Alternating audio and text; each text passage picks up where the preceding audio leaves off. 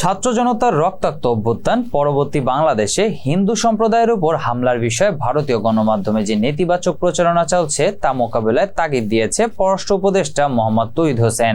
বলেছেন যে প্রোপাগান্ডাগুলো হচ্ছে তার কাউন্টার করতে হবে। এ বিষয়ে দেশীয় গণমাধ্যম কর্মীদের নিজ নিজ অবস্থান থেকে গ্রাউন্ড রিয়েলিটি তুলে ধরার অনুরোধ জানান তিনি।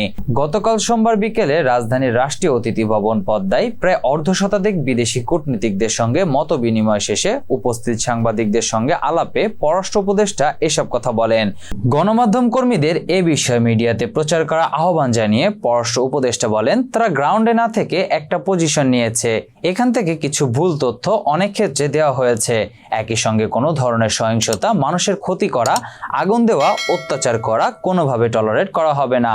তিনি আরো বলেন, প্রত্যেকটা ক্ষেত্রেই তদন্ত করা হবে, অপরাধীদেরকে আইনের আওতায় আনা হবে। কেউ যাতে ছাড় না পায়। রাজনৈতিক বা ধর্মীয় মতাদর্শের কারণে কাউকে কোনোভাবেই অত্যাচার করা যাবে না। কেউ অপরাধ করলে আইন সেটা দেখবে।